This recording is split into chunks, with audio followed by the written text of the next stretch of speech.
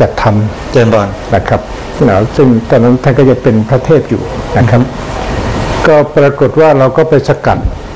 เนื้อหาจากตรงหลักสูตรที่ท่านเจ้าคุณพระพรหมบัณฑิตท่านทำไว้นะครับเจริญพรก็มาเป็นการเรียนการสอนดังต่อไปนี้นะครับเจริญพรวงกลมนี้จะมีทั้งหมด3รอบนอกกับรอบในคือรอบในก่อนรอบในก่อนเลยเอารอบนอกก่อนก็ได้ประเดี๋ยวคุณนะท่านพระครูนะเจริญพรรอบนอกนะคือตัวเบญจธรรมกับ5ตัวนะครับเจริญพรก็มีสติสัจจะเมตตาสุจริตและเคารพอันนี้เราก็แปลงมาจากสติมาจากตัวเมตตาแล้วก็ธรรม5ก็คือสมาชีวะเจริญพรกามสังวรสัจจะแล้วก็สตินะครับเราก็ปรับมาจากตรงนั้นเพราะว่าถ้าจะไปใส่กามสังวรนั้นเด็กคงไม่เข้าใจสังคมก็คงไม่เข้าใจนะฮะก็เลยเป็นเคารพไปซะนะครับเคารพก็หมายถึงว่าเคารพสถาบันครอบครัวรวมทั้งเคารพอื่นๆด้วยนะครับแล้วก็สุจริตเนี่ยก็คือตัวที่ข้อสัมมาชีวะข้อที่2ประกอบอาชีพโดยสุจริตครับก็การดำเนินชีวิตให้สุจริตแล้วก็ตัวเมตตาเนี่ยก็คือข้อที่ไปสนับสนุนข้อที่1คืองดเว้นจากการฆ่าสัตว์ส่วนสัจจะนั่นก็คือข้อสนับสนุนข้องดเว้นจากการพูดเท็จหมายถึงว่าเด็กเนี่ยที่เรียนพุทธศาสนาแล้วเนี่ยพื้นฐานเนี่ยให้มีศีล 5ศีล 5เนี่ยไม่ปรากฏตรงนี้เดี๋ยวจะปรากฏนะรอบนอกเนี่ยแสดงว่าพฤติกรรมของเด็กของเราเนี่ยที่เรียนจบวิชาพุทธศาสนาเนี่ยตั้งแต่ชั้นป .1 ถึงชั้นม .6 เนี่ยแต่ละชั้นช่วงชั้นเนี่ยต้องมีพฤติกรรมเหล่านี้ออกมานะครับมีสติเป็นเบื้องต้นมีเมตตามีสุจริตมีเคารพมีสัจจะนี่คือผลที่ชี้วัดจากการศึกษาและเรียนเขาเรียกว่าเอาคำอะไรผลลัพธ์ที่ออกมาจะต้องมาแบบนี้นะครับเพราะอะไรเพราะว่าเราถูกตั้งฐานไว้ว่าจากท่านรัฐมนตรีว่าการกระทรวงศึกษาธิการในแพทย์ธีรชัยแล้วก็ท่านศาสตราจารย์กิตติคุณดร.บวรศักดิ์ซึ่งได้รับแต่งตั้งให้เป็นประธานปฏิรูปเนี่ยท่านก็เห็นตรงกันว่า ทุกวันนี้ปัญหาสังคมบ้านเราเนี่ยถ้าเอาศีล 5ไปวัดเนี่ยล้มเหลวจบเลยสังคมไทยนะฆ่ากันมากแล้วก็การโกงกินกันก็เยอะแล้วก็ไม่มีความจริงใจเนี่ยเยอะมากขาดสติขาดสมาธิขาดความเคารพหมดเลยนั่นคือตัวเอาคำในทางลบที่เราเห็นกันอยู่นั่นคือตัวพฤติกรรมที่แสดงออกว่าเราขาดศีลเพราะฉะนั้นท่านก็เลยบอกว่ายังไงจะให้สังคมเราเนี่ยมีศีล 5เป็นเบื้องต้นก่อนนะครับเพราะฉะนั้นแล้วทำยังไงจะปลูกฝังศีล 5ไปได้ล่ะเพราะศีล 5บ้านเราเนี่ยเราก็รับกันไม่รู้เท่าไหร่นะทุกวันเนี่ยทุกกิจกรรมเราจะต้องมีการให้ศีล 5ทีนี้ก็มาประรบกันนะครับระหว่างกรรมการและการอนุกรรมการเนี่ยก็มานั่งคุยกันว่าท่านก็บอกว่าทำยังไงเมื่อเด็กเรียนจบแล้ววิชาพุทธศาสนาเนี่ยให้เอาไปใช้ในชีวิตประจำวันได้ไม่ใช่เรียนเสร็จแล้วสอบเสร็จแล้วจบลืมเอาคะแนนอย่างเดียวก็บอกว่ามันก็มีทางเดียวคือต้องฝึกสตินะฝึกสติฝึกจิตฝึกจิตก็คือต้องฝึกสติคำว่าฝึกสติเนี่ยเราก็ไปนึกถึงทันทีเลยว่าวิธีฝึกสติที่พระเจ้าท่านให้ไว้เนี่ยที่ดีที่สุดคือสติปัฏฐานตรงเลยเราก็เน้นไปนึกถึงไปที่สติปัฏฐานนะครับแล้วทีนี้ฝึกสติเนี่ย ก็มีหลายคนเขาก็ท้วงมาว่า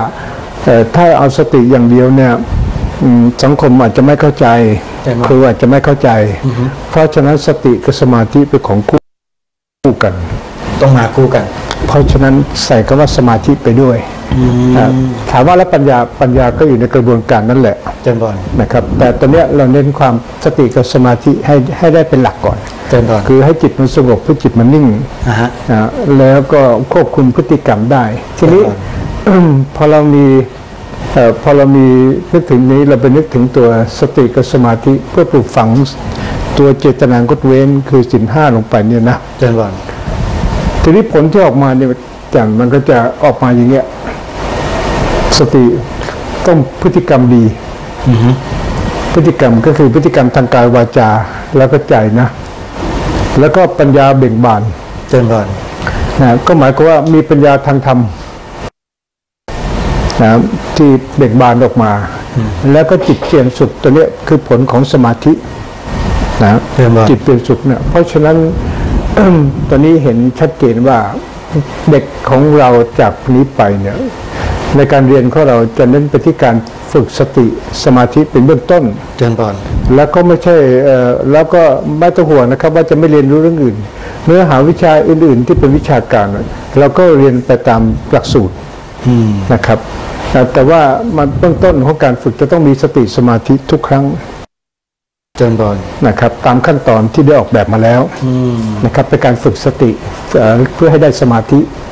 และผลที่ตามมาก็หวังเนี่ยว่าจะไปสติกับสมาธิเนี่ยจะไปทำให้เกิดพฤติกรรมที่ดีนะฮะเกิดปัญญาเบ่งบานและเกิดจิตที่เปี่ยมสุขก็คือมีสมาธิแล้วก็มีความสุขนะครับทีนี้เมื่อเป็นอย่างนี้แล้วก็เอาตัวเบญจธรรมนั่นแหละมาเป็นตัวชี้วัดถึงพฤติกรรมนะครับนะเพราะฉะนั้นพฤติกรรมที่แสดงออกต่อไปจะต้องเป็นคนมีสติแต่ไม่ฟุ้งซ่านมีสติควบคุมคอนโทรลตัวเองได้แล้วก็มีเมตตาเป็นฐานเมื่อมีเมตตาเป็นฐานก็จะมีสัจจะมีเคารพมีสุจริตนะครับนี่คือผลลัพธ์ที่เราคิดว่าน่าจะเป็นอย่างนี้นะครับเพราะฉะนั้นปัญหาที่เคยออกที่ไทย PBS แต่ว่าการเรียนการสอนพุทธศาสนาไม่น่าสนใจยากเกินไปอันนี้ไม่มีปัญหาแล้วนี่ครับขอบคุณมากที่คำถามนั้นมันเกิดขึ้นในช่วงที่เรากำลังปฏิรูปพอดีเพราะฉะนั้นณวันนี้เนี่ยเราก็ได้ทำกิจกรรมประกอบการเรียนการสอนแล้วนะครับซึ่งพอทำเสร็จเรียบร้อยแล้วจะเกิดอะไรขึ้นครับพระครูอันนี้ทีนี้มาดูกิจกรรมในช่วงที่เขาอันนี้เป็นภาพรวมนะเป็นภาพรวมของกรอบคิดการเรียนรู้ทีนี้ต่อไปครับดูภาพต่อไปอันนี้คือกิจกรรม6ขั้นตอนกิจกรรม6ขั้นตอนกิจกรรมนะเข้าสู่กิจกรรมก็เรียกกระบวนการเรียนรู้ที่มีสติสมาธิเป็นฐานซึ่งตัวนี้ครูก็จะต้องสอนจะให้เริ่มต้นจากสตินั่งมีสติสมาธิก่อนหลังจากไหว้พระสวดมนต์มีกิจกรรมนะแล้วการสอนก็จะเป็นอย่างนี้ครับจะมีขั้นที่1ถึงขั้นที่6เลยเดี๋ยวธรรมภาพจะขออ่านแล้วกันนะญาติโยมดูที่กรอบวงสีขาวๆด้านนอกเลข1นะฮะท่านบอกว่าขั้นเตรียมพร้อมเรียนรู้อย่างมีสติและสมาธิทำยังไงตรงนี้จะขั้นเตรียมพร้อมเด็กชั้นประถมป .1 ป .2 เนี่ยจะให้เขาไปนั่งกำหนดสติสมาธิคงไม่ได้เพราะฉะนั้นครูต้องเข้ามาช่วยต้องถามว่าลูกถ้าครูผมลองให้ครูที่เขาเคยสอนเขาทดลองทำให้ดูแล้วครูบอกนักเรียนทำจิตให้นิ่งๆหลับตานะทีนี้ลืมตาเสร็จแล้วก็ดูพฤติกรรมดูมือเคลื่อนไหวสิมือเคลื่อนไหวเรายกมือขึ้นดิค่อยๆเคลื่อนไหวช้าๆดูนะเนี่ยคือการสติตามทันไหมอย่างเงี้ยนี่คือการฝึกดูกายแบบง่ายๆครับง่ายๆก็5-6 นาทีก็พอแล้วสำหรับเด็กป .1 แล้วจากนั้นก็เขาสอนดีอะครูที่มาสอนก็เช่นครูโรงเรียนลูกอรุณนะแล้วก็โรงเรียนแต่เขาบอกท่านก็สอนดีท่านสอนฉลาดโรงเรียนนี้ก็มีประสบการณ์ก็สามารถที่จะนำมาเป็นต้นแบบบางอย่างใช่ครับใช่ไหมต้นแบบตัวนี้แหละที่เราจะฝึกครูอบรมครูก็ต้องเอาท่านเหล่านี้มาเป็นต้นแบบเช่นสอนเรื่องเวทนาเนี่ยแต่เด็กรู้สึกเป็นขั้นที่2ว่าไงขั้นที่2บอกว่าขั้นปฏิบัติกิจกรรมอย่างมีสติและสมาธิครับทำไมต้องใส่สติสมาธิไปด้วยเพราะว่าถ้าใส่สติอย่างเดียวเนี่ยส่วนมากครูก็จะไม่ค่อยเข้าใจว่าสตินี่สัมพันธ์กับสมาธินะทีนี้สมาธิเนี่ยมันไม่ได้หมายถึงสมาธิขั้นลึกที่บรรลุฌานแต่ว่าเราใช้ตัวความสุขเป็นตัวชี้วัดว่าเด็กทำจะมีความสุขไหมถ้าเขามีสติจะมีสติกำหนดแต่แล้วใจสมาธิจดจ่อใจจดจ่อตรงนั้นคือสมาธิแล้วเขาจะมีความสุขทำได้เนี่ยตัวชี้วัดว่าเขามีสมาธิแล้วพอนี่คือขั้นปฏิบัติกิจกรรมนะจะเป็นกิจกรรมแล้วแต่จะต้องมีฐานคือสติกับสมาธิอยู่ด้วยต่อไปขั้นที่3ฮะขั้น แลกเปลี่ยนเรียนรู้อย่างมีสติและสมาธิตรงนี้หมายถึงอะไรจ๊ะ ขั้นแรกเปลี่ยนเรียนรู้ก็คือทำกิจกรรมที่สัมพันธ์กัน อาจจะเป็นของการพูดคุยนะก็แสดงพฤติกรรมโต้ตอบระหว่างกันนะครับเรียกขั้นเปลี่ยนเรียนรู้ แล้วก็ถึงขั้นเรียนนั้นในชั้นเรียนด้วยเรียนตำราเรียนวิชาการนะครับตัวเนี้ยนะฮะนี่คือขั้นที่3ครับต่อไปดูขั้นที่4นะฮะขั้นสรุปการเรียนรู้อย่างมีสติและสมาธิมีสรุปด้วยก็สรุปว่าคือให้เด็กก็สรุปคือเราจะดูความเข้าใจของเด็กว่าเด็กจดจ่อไหมถ้าจดจ่อเขาก็จะฟังครูอธิบายรู้เข้าใจเล่นไม่เข้าใจไม่รู้แต่รู้ว่าครูอธิบายนะฮะก็จะสรุปดูก็เท่ากับการวัดผลในชั้นเรียนไกลๆเจริญพรนะครับเอาขั้นต่อไปเจริญพรขั้นที่5นะฮะขั้นประยุกต์วิธีกรรมวิธีธรรมสู่วิถีชีวิตอย่าง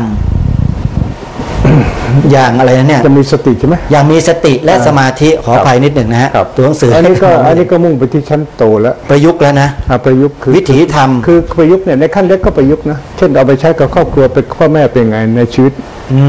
นะครับสะท้อนไหมว่าได้ผ่านการฝึกอบรมตัวนี้มาเจริญพรเพราะเด็กพฤติกรรมเด็กจะเปลี่ยนก็เด็กจะเปลี่ยนคือให้เด็กไปสู่ไปเช่นรู้จักเคารพเช่นสมมติว่าเด็กเล็กๆเนี่ยความกตัญญูนะที่ช่วยพ่อแม่นะไม่ต้องทำอะไรมากช่วยถูบ้านแค่นี้บ่งบอกได้นะบอกตัวชีวิตได้นะฮะช่วยพ่อแม่ล้างจาน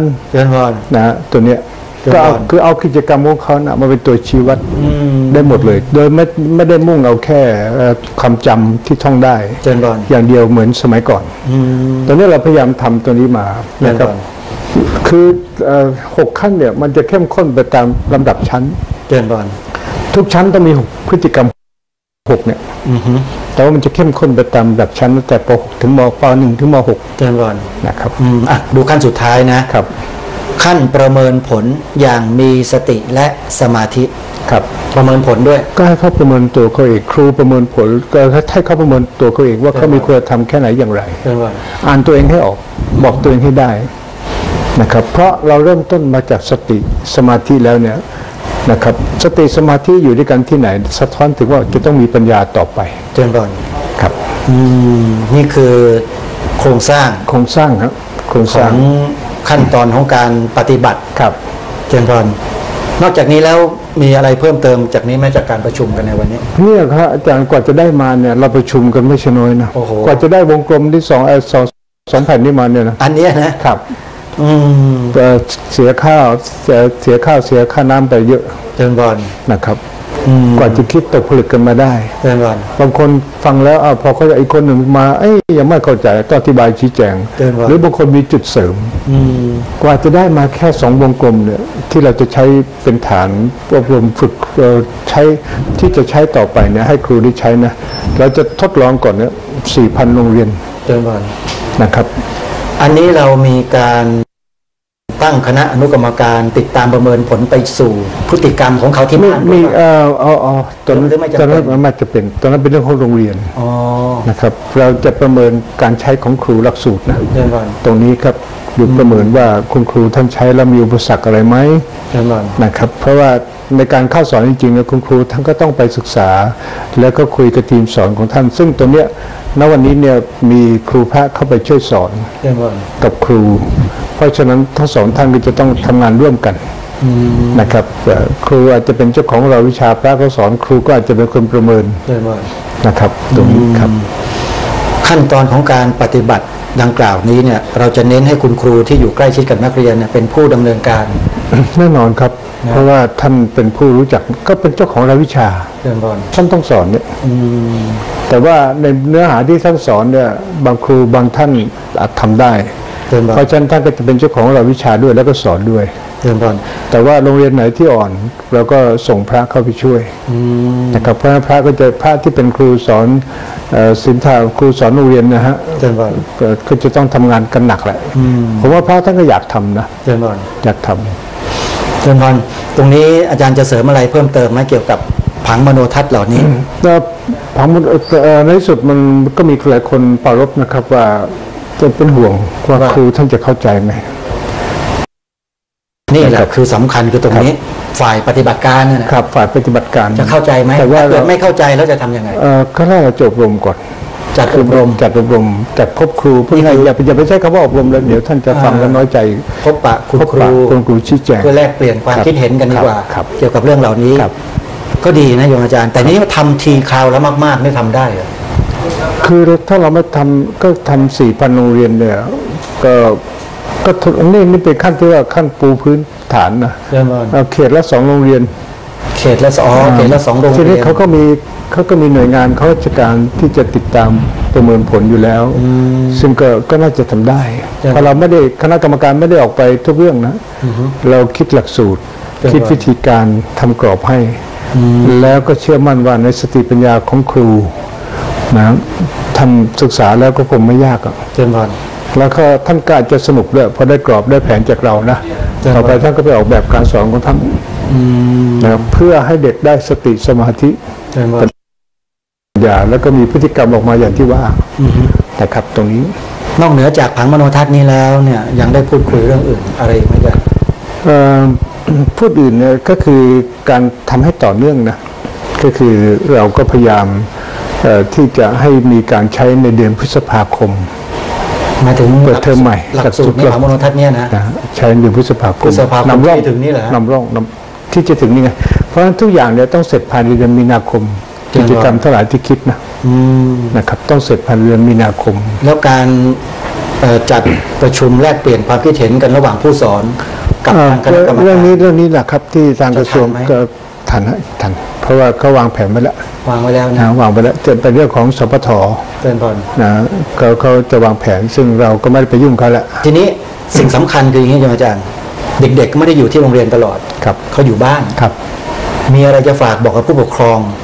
ในขณะนี้ไหมว่าเมื่อแผนงานนี้ดำเนินการขึ้นในเดือนพฤษภาคมแล้ว พ่อแม่ปู่ย่าตายายที่เป็นผู้ปกครองเด็กนักเรียนเนี่ยจะบอกกับเขายังไงให้รองรับเรื่องนี้ ผมว่าเขาก็รองรับลูกเขาอยู่แล้วแหละภาระนะเราก็คงไม่ไปสร้างภาระตรงนั้นให้เขาหรอกเป็นหน้าที่ของโรงเรียนของครูที่จะจัดให้เด็กได้ แล้วก็เด็กน่าจะนำไปใช้ที่บ้านนะครับจริงอยู่ครูกับนักเรียนเนี่ยไม่ได้อยู่ด้วยกันตลอดเวลา เจริญพร นะครับ แต่ว่าคิดว่าด้วยการสอนที่เรามีระบบระเบียบเนี่ยถ้ามันชัดเจนเนี่ยเด็กน่าจะนำไปใช้ได้ที่บ้าน แล้วก็พ่อแม่ก็คงอาจจะเห็นการเปลี่ยนแปลงพฤติกรรมของลูกนะ เจริญพร นะครับ แต่ว่าตอนนี้เราก็ไม่ได้ตายใจอยู่แค่นี้ว่าแค่เนี้ยมันจะสำเร็จผลนะ เจริญพร มันก็คงจะต้องช่วยคิดกันต่อไปว่าครูที่สอนพุทธศาสนานั้นณวันนี้เนี่ยต่างคนต่างอยู่ต่างคนต่างซึ่งเวลาที่หลายคนที่มีปัญหาไม่รู้จะคุยใครผมก็พยายามบอกหลายฝ่ายนะที่เกี่ยวข้องเช่นทางมหาจุฬาทางอะไรต่างผมว่าให้ตั้งองค์ชมรมซะครูสอนพุทธศาสนา เจริญพร เพื่อให้ครูเนี่ยได้มาพบกัน และมาแลกเปลี่ยนเรียนรู้ปัญหาซึ่งกันและกัน แล้วก็ช่วยเป็นกำลังใจให้กัน เพราะว่าอย่าลืมนะว่าไม่ได้รับความพุทธศาสนาเนี่ยบางโรงเรียนพอท่านไม่สนับสนุนนะ เจริญพร นะครับเพราะว่าเมื่อก่อนนั้นนะหมายความว่าเปิดให้อยู่ในกลุ่มสังคม และไม่มีคาบเรียนที่แน่นอนให้ไปแย่งชั่วโมงกับวิชาอื่น เจริญพร นะครับ ซึ่งส่วนมากก็แย่งไม่ค่อยทัน นะครับ เพราะว่าครูก็เห็นว่าเป็นวิชาทางศาสนาเนี่ยคงไม่ค่อยมีความจำเป็นที่สำคัญเท่าไหร่ ใช่ฉันอยากจะมองกันแบบ ก็ไปให้เนื้อหากับวิชาอื่นซะ เจริญพร ตอนนี้ก็เลยระวังก็คิดดำเนินการเรื่องนี้กันอยู่ เพื่อให้มีชั่วโมงสอนที่แน่นอนครับ ทีนี้ชั่วโมงสอนเนี่ยเป็นเรื่องที่สำคัญโยมอาจารย์ได้กำหนดชั่วโมงสอนในโรงเรียนไว้อย่างไร ในเบื้องต้น รู้สึกว่าเทอมมัน20 คาบ 20 คาบ ครับ ถ้าคิดเป็นสัปดาห์1 สัปดาห์นี่ก็ตกประมาณ5 คาบถูกไหม มัน4 เทอมแล้ว4 เดือนนะ อ๋อ4 เดือนนะ 4 เดือนครับ4 เดือนนะค เพิ่ รับ มบอล ก็ ได้กำหนดลงหรือยังตรงนี้ ก็อย่าง ยัง แต่ว่าสวทต้องไปคุยกับ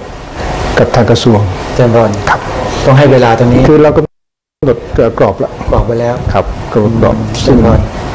ค ขั้นตอนต่อไปนี่ก็คือว่าการนำเอาบุคลากรที่จะสอนเด็กในโรงเรียนเนี่ยเข้ามาพบปะกัน ครับ แล้วมาทำความเข้าใจ ครับเข้าใจเนื้อหา มาเข้าใจเนื้อหาร่วมกันมีข้อสงสัยอะไรก็จะได้สอบถามกันตรงนั้นทำความเข้าใจตรงนั้น เสร็จแล้วก็ลงสู่ภาคสนามเลย ครับ ปฏิบัติแล้วฝ่ายประเมินผลก็คอยติดตามกันแบบนี้ตลอดเวลา ทั้งฝ่ายกิจกรรมฝ่ายประมวลผลนะ ใช่ไหม ติดตาม เป็นพรมีรายละเอียดอื่นๆที่จะนำเสนออาจารย์อย่างวันเนี้ย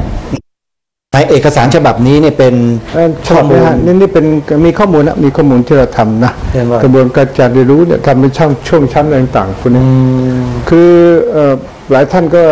ไปให้ผู้หลักผู้ใหญ่วิจารณ์หลักสูตร เป็นพร นะซึ่งพออย่างเช่นสมเด็จพระพุทธโฆษาจารย์ท่านวิจารณ์ เป็นพร ก็พอฟังครั้งแรกเนี่ยพวกเราก็หวั่นวิตกกันว่าไม่ตรงกับที่เราทำเพราะว่าแต่ในสุดเนี่ยมานั่งดูกันเรียบร้อยแล้วทำหมด คือพระเดชพระคุณเนี่ยท่านพูดในภาพรวม เป็นพร ในฐานะแล้วได้พูดแบบวิชาการเชื่อมโยงตรงนั้นตรงนี้ แต่ว่าพอมาถึงที่จะจัดใช้ในหลักสูตรเนี่ยมันต้องคำนึงถึงช่วงชั้นเรียนของเด็กช่วงชั้นเรียนและวัยเรียน เป็นพรเป็นพร ชั้นประถมหนึ่งจะให้ปหนึ่งจะให้ครูอะไรแค่ไหน แล้วเขาไม่ได้เรียนไม่ได้เรียนฝึกสติสมาธิอย่างเดียว เป็นพร เขาต้องเรียนเนื้อหาอย่างอื่นด้วยเช่นความกตัญญูนะคืออะไรนะฮะเดี๋ยวเราก็ทำทั้งหมดนะฮะทำไว้หมดแล้วแต่ในช่วงชั้น มีหลักสูตรของเด็กชั้นอนุบาลด้วยไหมอาจารย์ ยังไม่ได้ทำ ไม่มี ไม่ได้ทำ เด็กเล็กเขาเรียกเด็กเล็ก เด็กเล็กเกินไปฮะแต่อันนี้ก็เป็นเรื่องก็คงจะข้างหน้าโอกาสหน้าคุณจะต้องทำ จะมาว่าจำเป็นนะโยมอาจารย์ ครับ เพราะว่าในต่างประเทศเองเนี่ยเขาไม่เคยทิ้งเด็กเล็กๆเลยเขาปลูกฝังสิ่งดีๆตั้งแต่เล็กๆไล่มาจนถึงป .1 อะไรอย่างเงี้ยนะ ถูกถูก เป็นพร แต่ว่ากำลังตัวนี้เราเอาแค่ป .1 ก่อนป .1 ถึงม .6 นะ เป็นพรเป็นพร ครับก็ยังพอปลูกฝังทัน เจริญพรในแต่ละช่วงชั้นวุฒิภาวะของเด็กแต่ละช่วงก็ไม่เท่ากัน ถูกครับ หลักสูตรก็จะต้องปรับไปตามวุฒิภาวะของเด็ก ถูกครับ เพื่อให้เหมาะสม ความ และตรงนี้ เข้ม ทางคณะกรรมการนี่ก็พยายามจะจัดรูปแบบตรงนี้กันอยู่ ครับครับ เจริญพร ก็ อย่างยกตัวอย่างนี้อาจารย์ว่าอย่างประถมปีที่1ถึงปีที่3ประถมต้นเนี่ย ครับครับ เนื้อหาที่จะสอนเด็กๆที่เป็นเนื้อธรรมะจริง ๆ ในช่วงชั้นนี้คืออะไร เนี่ยฮะ ลองดูนิด เรามาดูนะฮะ เดี๋ยวลองดูนิดนึงนะท่านผู้ชม ครับ นะ ดี สักครู่ ครับ หนึ่ง ดีป .1 ตรงนี้ นะ จะ ฮะ ได้เห็นชัดเจนดูนะฮะป .1 เราตั้งอย่างนี้ว่า เจริญพร ป .1 เนี่ยฮะก็มีพระรัตนตรัยป .1 เนี่ยก็มีพระพุทธเราเรียนมีหลักกรอบของเบญจธรรม5สติเมตตาสุจริตเคารพสัจจะไว้ เจริญพร แล้วก็ให้เขาเรียนเรื่องอะไรบ้างก็เรียนเรื่องพระรัตนตรัยพระพุทธเนี่ยนะ ให้รู้จัก รู้จักพระรัตนตรัยครับ เจริญพร และพระสงฆ์นะครับ เจริญพร ทีนี้เรียนเรื่องอะไรบ้างล่ะเบื้องต้นเด็กเนี่ยก็คงจะต้องฝึกสติแบบที่เราบอกก่อนนะช่วยอนุยกมือขึ้นตามมือทันไหมจริงๆแล้วก็ให้เขาท่องอะไรนะให้เขาท่องให้เขาจำหลักธรรมเช่นตนแลเป็นที่พึ่งของตนเช่นแต่งตัวได้แต่งตัวด้วยตัวเองได้เนี่ยบอกคุณนี่แหละรู้จักพึ่งตัวเองได้แหละ อ๋อ นะครับแล้วที่ก็เล่า ทานอาหารเอง อย่างเงี้ย นั่นแหละคือพึ่งตัวเองได้ไง ใส่เสื้อผ้าเอง ถูก ใส่รองเท้าเอง ถูกก็ล้างหน้าแปรงฟันเอง ง่ายๆเลย นะอย่างนั้นแหละ เจริญพร นะแล้วทีนี้อันนั้นถือว่าเป็นการกระทำดีทางกายแล้ว เจริญพร เราก็ให้เขากำกับไปกับพุทธภาษิตที่ว่าอัตตาหิอัตโนนาถูตนแรกเป็นที่พึ่งตน คือสิ่งนี้ ครับ ทำแบบนี้ ครับ เบื้องต้น น่าสะท้อนถึงสุจริต เจริญพร ทีนี้ไปแสดงความเคารพล่ะความเคารพเนี่ยเราก็อาจจะถ้ามีกิจกรรมนะก็อาจจะให้ไปเวียนเทียนในวันสำคัญตามพุทธศาสนา เจริญพร แล้วก็กับวันพระทำบุญแบบชาวบ้านนะครับแล้วก็เล่าเรื่องชาดกให้ฟังเช่นสุวรรณสามชาดกตอนที่ตอบแทนพระคุณพ่อแม่เลี้ยงดูพ่อแม่นะครับคือเล่าง่าย เจริญพร ๆตามเด็กป .1 ซึ่งครูท่านเก่ง เจริญพร นะแต่ชนิดนี่เรียกว่าเน้นพระพุทธ นะฮะ และพระธรรมล่ะ เจริญพร พระธรรมเนี่ยเราก็ใช้ตัวสติฝึกสติเป็นหลักนะ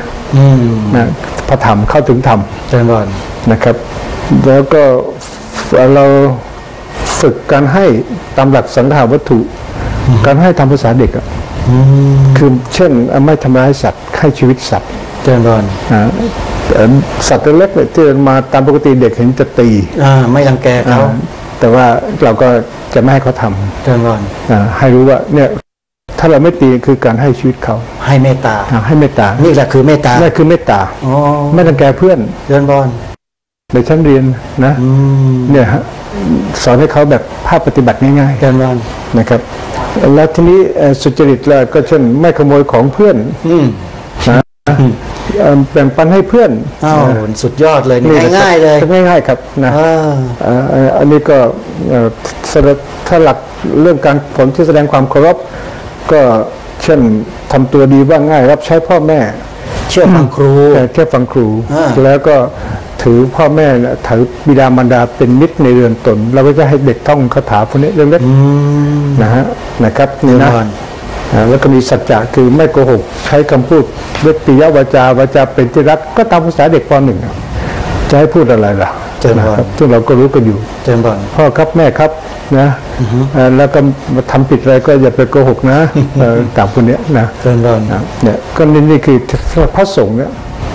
ฝึกสติแล้วทีนี้มันก็ต้องมีตัวอย่างก็ให้ท่านเรียนรู้เรื่องใครสามเณรบัณฑิตเล่าเรื่องสามเณรบัณฑิตให้ฟังลูกศิษย์พระสารีบุตรอันนี้คือเอาเรื่องในพระไตรปิฎกมาเลยเอาเรื่องในพระไตรปิฎกไม่ได้ยกบุคคลใดมาข้างนอกยังไม่เอาสิยังไม่เอาพระไตรปิฎกเอาเรื่องพระไตรปิฎกสามเณรบัณฑิตเนี่ยท่านอายุ7 ขวบแล้วก็พระสารีบุตรนำท่านมาบวชเสร็จแล้วก็วันที่ท่านจะบรรลุเป็นพระอรหันต์เช้าก็เดินไปเนี่ยพระสารีบุตรพาท่านเดินไปแล้วท่านชอบตั้งคำถามตั้งคำถามเช่นไปเห็นในช่างกำลังทำล้อรถเนี่ยท่านก็ถามว่าทำอะไรพระสารีบุตรก็ทำล้อรถทำยังไงก็ถากไม้พระสารีบุตรก็อธิบายให้ฟังว่าถากไม้เนี่ยในที่สุดก็มาทำเป็นล้อได้เป็นซี่แล้วก็เอามาเข้ากันมีดุมล้อมีวงล้อสามเณรก็คิดที่เดินไปเจอช่างทำลูกศรทำลูกศรก็คือว่าเอาไม้มาที่ตันนะแล้วเขาสอนแล้วก็เอาไม้มาดัดมาลนไฟก่อนให้อ่อนแล้วก็ดัดเป็นคำสอนนะฮะตามรูปร่างต่างๆถ้าสารีบุตรก็ฟังเนี่ยเขาดัดไม้ด้วยการลนไฟวิธีการแบบนี้วิธีการนี้สามเณรบัณฑิตก็คิดแหละก็ได้กระตุ้นโยนิโสมนสิกปรโตโคสะฟังจากคนอื่นไปนี่คือการเรียนรู้นะเนี่ยการเรียนรู้โดยไม่รู้ตัวเลยนะครับเสร็จแล้วก็ต่อมาก็เช่นสุดท้ายก็ไปเจอคนขายน้ำเข้านาก็คือวิทน้ำเข้านาคือรหัสตั้งรหัสขายน้ำเข้านาจะบายน้ำเข้านาท่านก็จะถามว่านี่อะไรพระสารีบุตรท่านจะตอบว่าคนกำลังเอาน้ำจากแม่น้ำเข้ามาในนาโดยให้เข้ามาในลำรางแล้วก็ระบายน้ำออกไปสิ่งเหล่านี้ท่านสามเณรตัวเล็กๆน่ะคิดได้หมดนะไม่มีจิตใจแต่ว่าคนสามารถเอาไปใช้ประโยชน์ได้ไม้น้ำคนก็ยังไขเอาไปใช้ประโยชน์ได้แล้วทำไมจิตใจเราจะฝึกอย่างนี้ได้บ้างเราจะฝึกตัวอย่างนี้ได้ไหมสามเณรก็ตั้งข้อสังเกตขึ้นมาคิดขึ้นมาและในที่สุดก็พระสารีบุตรก็เลยให้กลับไปก่อนพอรู้แล้วว่าท่านอยากจะเจริญสติปัฏฐานอย่างเต็มที่แล้วนะต้องกลับไปพระสารีบุตรก็กลับไปก่อนนะแล้วก็เดี๋ยวจะเอาอยากฉันอะไรนะท่านก็บอกอยากฉันปลาตะเพียนก็เนี่ยสามเณรบัณฑิตอันนี้มาแล้วพอนั้นปฏิบัตินะนั่งคิดนะเนี่ยพิจารณาไม่ใช่นั่งคิดพิจารณานั่งดูจิตแล้วก็ในที่สุดก็บรรลุ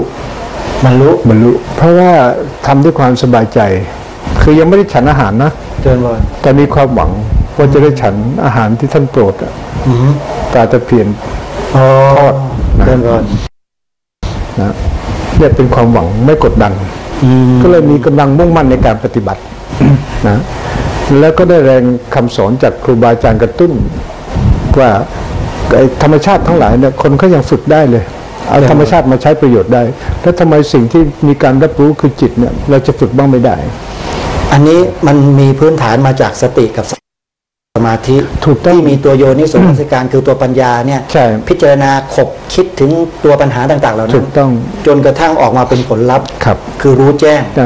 ก็กระตุ้นนะอยาก ในสิ่ง ไป ต่างๆเหล่านั้น ไปดูก็สติมันก็บ่มเพาะชัดเจนไปนั่งดูกายดูจิตของตัวเองนะในสุดก็เกิดเป็นปัญญาที่เข้าใจสภาพความเป็นจริง เจริญพร แล้วก็เสด็จพระอรหันต์ในเช้าวันนั้นแหละ โอ้โหเป็นสามเณรเลย อายุ7 ขวบ เจริญพร เนี่ยเราก็เอา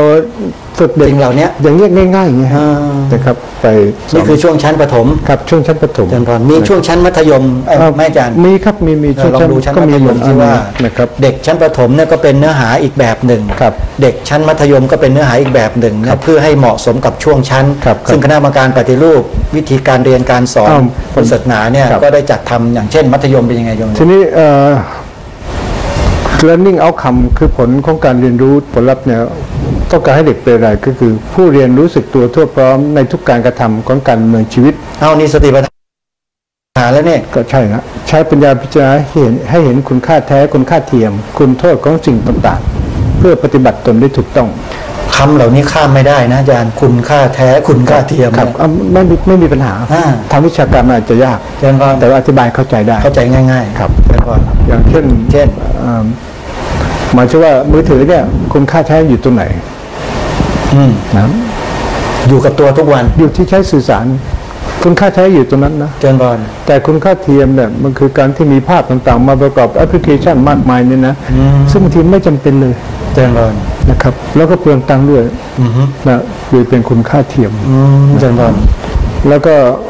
ไม่เกี่ยวข้องกับอบายมุขคบคนดีไม่ประพฤติตนไปในทางเสื่อมเสีย รู้จักพิจารณาไข้ครวญก่อนกระทำสิ่งใดๆมีความเพียรในการสร้างความดีเพียรและกระทำดีคือเราตั้งไว้สูง ตั้งกรอบไว้อย่างนั้น เราก็ตั้งกรอบไว้อย่างนั้น แต่วิธีปฏิบัติเพื่อเข้าถึงเนี่ยเราก็ยึดพระการเข้าถึงพระ พระไตร เป็นหลัก เป็น พ หลั ระ ก พุทธนะ เจริ พ ญพร ระพุทธเนี่ยในช่วงพระพุทธเราให้เรียนรู้อะไรการพัฒนาตนเองเราก็เล่าชาดกให้ฟังนะครับ แล้วก็นะจากนั้นก็สู่วิเคราะห์พุทธประวัตินะ เจริญพร ด้วยทีนี้มาชั้นม .1 เนี่ยเด็กเริ่มเรียนรู้อะไรมามากพื้นฐานมาเยอะแล้ว เจริญพร ก็ควรจะเรียนรู้เรื่องประวัติศาสตร์พุทธศาสนานิดหน่อย ที่เข้ามาย ก ประ ดับ เทศ ขึ้นมาอีกนิดหนึ่ง ให้รู้รากฐานว่าเข้ามาในประเทศไทยได้ยังไง โอ้โหสุดยอดเล ตร ย งนี้แหละที่เด็กเขาบอกเขาเบื่อเขาไม่ทราบอ่ะเพราะเรามีปัญหาเมื่อก่อนนั้น อ่า เพราะเราสอนกันไม่ได้ครูก็ไม่มีความรู้ เจริญพร นะครับ ครูก็ท่านก็ต้องเข้าใจนะครับครูที่สอนพุทธศาสนาเนี่ยบางท่านเรียนรู้พุทธศาสนามาสายศาสนาก็ไม่เป็นไร เจริญพร อธิบายได้ แต่ว่าบางท่านไม่ได้เรียนอ่ะ ไม่ได้เรียน ได้สายนี้มาเลย ใช่ บางทีสายเศรษฐศาสตร์มาเรียนรู้ พื้นฐานท่านไม่พอท่านก็สอนตามอ่านหนังสือให้เด็กฟังเด็กก็เบื่อ เพราะฉะนั้นปัญหาเหล่านี้เรารับทราบหมดคือขอบคุณมากนะรายการไทย PBS เจริญพร ท่านยกเรื่องนี้ขึ้นมาในประเด็นตอนที่เรากำลังทำพอดี พอดีเลย อ่า เราจะได้มองเห็นปัญหาม องเห็นเลยฮะ ขอบใจมาก ครับขอบคุณมากเลยนะขอบคุณ ขอบคุณ อันนี้ก็แต่เราวิเคราะห์พุทธบัตรเราเริ่มให้วิเคราะห์แล้ว วิเคราะห์แล้ว เริ่มวิเคราะห์ให้เป็นทำไมเด็กมัธยมเราให้เริ่มวิเคราะห์ เพราะว่ามันจะไปเชื่อมต่อกับมหาวิทยาลัยไง อ๋อ การเรียนในมหาวิทยาลัยเนี่ยมันการเรียนด้วยการศึกษาวิเคราะห์นะครับ เพราะฉะนั้นเราวางรากฐานการคิดวิเคราะห์ไว้ตั้งแต่เด็กมัธยม เจริญพร ให้เขารู้จักคิดวิเคราะห์ในเรื่องของคุณธรรม เจริญพร พุทธศาสนานี่แหละ มันก็จะไปเชื่อมโยงกับการคิดวิเคราะห์ได้ในชั้นมหาวิทยาลัยนะครับ เจริญพร ส่วนพระธรรมเราก็เรียนรู้อาจจะหนักไปนะฮะหลายคนว่าหนักแต่ไม่หนักหรอก คือชื่อ มัธยม หัวข้อธรรมะเนี่ยต้องใส่ อืม ถ้าไม่ใส่แล้วมันจะลอยเดี๋ยวเด็กจะถามว่าเอามาจากไหน อย่างเช่นขันธ์ห้าเราก็ให้เด็กให้รู้ขันธ์ห้าไว้ แต่ไม่จำเป็นต้องรู้ลึกถึงขนาดว่าขันธ์ห้าเนี่ยหมายถึงอะไร ใช้เป็นพื้นฐานก็อะไร แต่ให้รู้จักเอาไว้ ให้รู้จักเอาไว้ว่าขันธ์ห้าคือส่วนประกอบชีวิต เป็นอย่างนี้ ที่รูปเวทนาคือเป็นตัวเป็นตนอ่ะรู้คร่าวๆก็ได้คือรูปเวทนาเจตนาสังขารเนี่ยแค่นี้ก็พอ เจริญพรเจริญพร นะครับตรงเนี้ยแล้วทีนี้ก็คือชีวิตอะ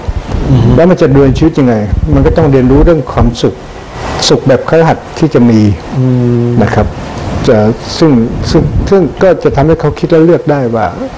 มันมีหลายอย่างเช่นสุขจากการมีทรัพย์จากการไม่มีหนี้อะไรต่างๆพวกนี้ซึ่งก็เป็นเรื่องธรรมดาเราไม่ใช่เอาศัพท์วิทยากรที่เขาไปนั่งหัวเราะ ก็เด็กเช่นสัพพกรรมสุขต่างๆอันนี้ใช่มันยากไปแต่ว่าจะกับเด็กในการเรียนการสอนใหม่เนี่ยคุณเน้นที่ความเข้าใจของเด็กนะครับตรงนี้จะสังเกตเห็นว่าเนื้อหาที่หยิบยกมาเนี่ยอยู่ในหลักสูตรเดิมทั้งนั้นเลยครับไม่ได้ตัดออกไปไหนเลยไม่ได้ไปครับเดินก่อนนะครับแล้วก็ทีนี้ถ้าเรื่องเมตตานี่เป็นพื้นฐานอยู่แล้วสุจริตก็หมายถึงว่าเราก็ปฏิบัติตามหลักธรรมซึ่งเขาจะมีให้หมดครับเพราะฉะนั้นอันนี้ผมว่าจะไม่น่าเบื่อแล้วนะครับครูจะโฟกัสได้ครูจะรู้วิธีค้นนะครับแล้วก็ครูอาจจะต้องทำการบ้านเพิ่มนิดหนึ่งว่าค้นมาแล้วเนี่ยครูจะมาทำให้ง่ายยังไงกับเด็กเพราะฉะนั้นต้องการครูสอนพุทธศาสนามืออาชีพตรงนี้นะครับมืออาชีพเพราะฉะนั้นเป็นหน้าที่ของกระทรวงที่จะต้องสร้างครูด้านพุทธศาสนาออกไปเพราะเมื่อเราต้องการให้เด็กเป็นคนดีเนี่ยแล้วก็ศาสตราจารย์กิตติคุณบวรศักดิ์ท่านพูดดีว่าท่านบอกในเมื่อสังคมไทยการศึกษาไทยต้องการให้เด็กเป็นคนดีนะแล้วจะเอาไปให้เขาฝึกเขาให้ดีด้านยังไงแล้วจะเอาวิชาไหนแล้วไปทำให้เขาเป็นคนดีมันก็ต้องวิชาพุทธศาสนาแล้วท่านยกรัฐธรรมนูญมาเลยนะว่าธรรมนูญว่าไว้อย่างเนี้ยแล้วจะไปเอาใครล่ะเอาวิชาไหนมาฝึกให้เด็กเป็นคนดีถ้าไม่ใช่พุทธศาสนานะฮะผมว่าท่านก็มีเหตุผลท่านเป็นนักกฎหมายแต่ก็ท่านก็จริงกฎหมายอยู่เพราะฉะนั้นในเรื่องการจำศัพท์แสงอะไรก็เป็นเรื่องธรรมดาที่ต้องจำนะแต่ก็ไม่ใช่เป็นตายจำเป็นจำตายเลยไม่ใช่คือให้นำเน้นว่าให้นำไปใช้ในชีวิตประจำวันได้จริงๆผลที่ออกมาต้องเป็นอย่างนี้คือถ้าผลออกมาตรงเนี่ยถือว่าใช้ได้ส่วนเรื่องศัพท์เรื่องแสงต่างเนี่ยพื้นฐานก็ต้องรู้เอาไว้ถึงแม้ไม่ได้ถึงแม้จำไม่ได้แต่ว่าใช่ขันธ์ห้าพวกนี้ก็ต้องจำศัพท์เทคนิคบ้างนะซึ่งมันก็ไม่ยากอะไรฟังบ่อยๆคุ้นๆมันก็คุ้นได้เองก็จำได้เองนะครับตัวนี้นะฮะตัวนี้นี่ก็เป็นตัวอย่างตัวอย่างลองดูชั้นม.ปลายที่โยมอาจารย์อย่างเช่นม.ปลายนี่ม.1ดูม.ปลายซิขึ้นไปดูม.ปลายส่วนม.ปลายนั้นถือว่าเป็นเด็กที่มีวุฒิภาวะในทางสังคมสูงขึ้นโดยเฉพาะในยุคนี้เนี่ยเด็กชั้นมัธยมปลายเนี่ยจะเป็นบุคคลที่เตรียมที่จะเข้าสู่มหาวิทยาลัยนั้นการคิดวิเคราะห์จะต้องสูงขึ้นตัวเนื้อหาหลักสูตรนั้นก็จะต้องเข้มข้นขึ้นโดยลำดับดูซิว่าเนื้อหาจะเป็นอะไรม.ปลายก็อย่างที่ว่ามานะแต่ว่าเข้มข้นมันจะเข้มข้นขึ้นครับทีนี้มาดู learning outcome นะสติเนี่ยเมื่อเรียนจบทั้งหมดแล้วเนี่ยนะสามารถบริหารจิตและเจริญปัญญาในชีวิตประจำวันได้อย่างมีประสิทธิผลแล้วก็ฝึกตนไม่ให้ประมาทเน้นพัฒนาศรัทธานิสตินะคือมาท่วมีสติทีนี้มีเมตตานะครับก็หมายถึงว่ามีความเมตตาต่อสรรพชีวิตแล้วก็มีธรรมิตรสหายในสังคมนะครับแล้วก็เมื่อมีเมตตาเป็นพื้นฐานก็จะสุจริตคือประพฤติดีทางกายและทางวาจานะครับซึ่งก็จะเคารพทีนี้ความเคารพต่อไปมันขยายต่อไปติดกับมันเคารพตัวเองในเบื้องต้นเคารพความดีเคารพครอบครัวเคารพพ่อเคารพแม่เคารพครูต่อไปก็จะต้องไปเคารพกฎหมายเคารพกติกาของสังคมนะครับโอ้นี่ปัญหาเรื่องทุจริตจบเลยนะก็ถ้าทำนี่แล้วมันจบเลยเนี่ยถ้าทำได้ตามเนี้ยตั้งแต่ชั้นมัธยมนี่ก็จบแล้วเด็กเขาโตไปไม่ต้องห่วงเขาแล้วเพราะผ่านหลักสูตรนี้โอ้โหนี่สุดยอดมากเลยเราจะพยายามที่ท่านรัฐมนตรีท่านให้แนวมานโยบายกับท่านกิติศักดิ์ท่านศาสตราจารย์กิติคุณบวรศักดิ์ท่านเห็นตรงกันนะครับว่าต้องให้เด็กเอาไปใช้ได้ในชีวิตจริงหลังจากที่จบเรียนรู้วิชาพุทธศาสนาตามระดับชั้นแล้วนะครับต้องไปใช้ได้จะใช้ได้มากน้อยแค่ไหนก็ไม่รู้ตามศักยภาพของเด็กแต่ว่าต้องมีเชื้อติดอยู่เรื่องก่อนครับคือเนื้อหาที่เราสอนก็บอกเขาวิธีการโครงสร้างของการจัดรูปแบบการศึกษาเนี่ยเราทำเต็มที่แล้วครับทำเต็มที่แล้วแต่เด็กจะได้เท่านี้หรืออย่างนี้ตามเป้าหมายเอาคำหรือไม่เนี่ยมันขึ้นอยู่กับปัจจัยอื่นด้วยนะคือตัวเด็กหนึ่งอะสติปัญญาของเด็กรับได้ไม่เท่ากันแต่ว่าสองว่ายังไงสุดเนี่ยเราต้องพื้นให้มีคุณธรรมมาก่อนจะมากน้อยไม่เป็นไรนะครับเพราะเราก็ยอมรับอยู่แล้วว่าคุณธรรมในจิตใจเนี่ยมันมีไม่เท่ากันบางคนมีมากบางคนมีน้อยและบางคนอยู่ในสิ่งแวดล้อมที่จะทำให้เกิดง่ายๆแต่บางคนอยู่ในสิ่งแวดล้อมที่มันเกิดยากเช่นครอบครัวแตกแยกหรือว่าอยู่ในแวดวงของเพื่อนที่ไม่ดี นะครับตอนนี้เราคำนึงหมดนะฮะแต่ว่าเราต้องให้เชื้อให้ความรู้ว่าเป็นเชื้อฉีดวัคซีนมาให้นี่คือระบบของการผลิตบุคลากรคือนักศึกษานักเรียนออกสู่สังคมครับใช่ทีนี้ปัญหาประการหนึ่งที่อาตมาภาพอยากจะให้ทางสังคมเองเนี่ยจะต้องทำอะไรให้สอดรับกับสิ่งนี้ด้วยนะครับเช่นการจะรับบุคคลเข้าไปบริหารงานในหน่วยงานเนี่ย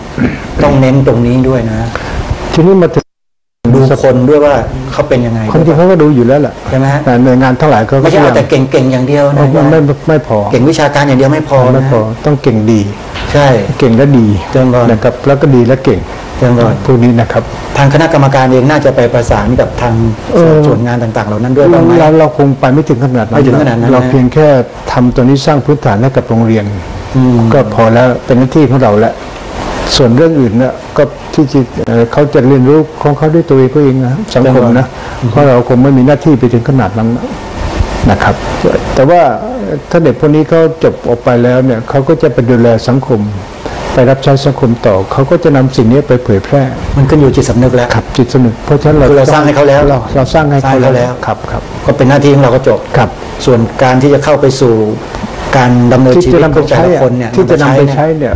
ทุกคนไปพิจารณากันเองพิจารณากันเองครับตัวนี้เราคงไปแต่ก็ดีกว่าไม่มีแบบนี้โอ้ดีกว่าเยอะแยะเลยนะเขาอย่างน้อยที่สุดได้เห็นชัดเจนครูเนี่ยสอนไม่เปรอะปะแล้วครูสอนไม่เปรอะปะนะครับมีระบบระเบียบมีขั้นตอนที่ชัดเจนมากยิ่งขึ้นแล้วก็มีผลชี้วัดที่สามารถประเมินได้ด้วยคณะกรรมการพระราชทานพระราชโอวาทความสำคัญต่อหนึ่งว่าความรู้ความสามารถและประสบการณ์ที่บัณฑิตได้รับจากการศึกษาเล่าเรียนในแต่ละสาขาวิชาเป็นสิ่งที่แต่ละคนจะได้นำไปปรับใช้ในการทำงานตลอดจนการแก้ไขอุปสรรคปัญหาต่างๆแต่การทำงานและการแก้ไขปัญหานั้นบางครั้งก็ไม่อาจอาศัยเพียงความรู้สาขาใดสาขาหนึ่งความสามารถอย่างใดอย่างหนึ่งหรือประสบการณ์ของคนใดคนหนึ่งได้ยิ่งเป็นงานใหญ่หรือปัญหาที่ยากลำบากก็ยิ่งจำเป็นต้องอาศัยความรู้ความสามารถและประสบการณ์ของผู้รู้ผู้เชี่ยวชาญจากหลากหลายสาขาที่มาร่วมมือร่วมความคิดอ่านกันบัณฑิตทั้งหลายผู้กำลังจะออกไปประกอบอาชีพการงานจึงควรได้ตั้งใจให้มั่นคงที่จะนำความรู้ความสามารถที่แต่ละคนมีอยู่มาประสานส่งเสริมกับทุกคนทุกฝ่ายเท่าที่จะทำได้เพื่อร่วมกันปฏิบัติงานน้อยใหญ่ให้สำเร็จผลเป็นประโยชน์สูงสุดแก่ชาติบ้านเมืองอย่างแท้จริงทางนี้ในปีนี้สภามหาวิทยาลัยแม่ฟ้าหลวงได้มีมติขอพระราชทานทุนเกล้าทุนกระหม่อมถวายปริญญาปรัชญาดุษฎีบัณฑิตกิติมศักดิ์สาขาวิชาสังคมศาสตร์แด่สมเด็จพระราชาธิบดีจิกมี่เคเซอร์นำเกลวังชุกโดยพระองค์ทรงเป็นผู้นำแห่งการพัฒนาเชิงสร้างสรรค์โดยมีเป้าหมายเพื่อยกระดับความเป็นอยู่ของประชาชนชาวภูฏานให้ดีขึ้นทางด้านการศึกษาสาธารณสุขและชีวิตความเป็นอยู่ทั้งยังทรงรักษาความเป็นตัวตนแห่งชนชาติไว้ได้อย่างดียิ่ง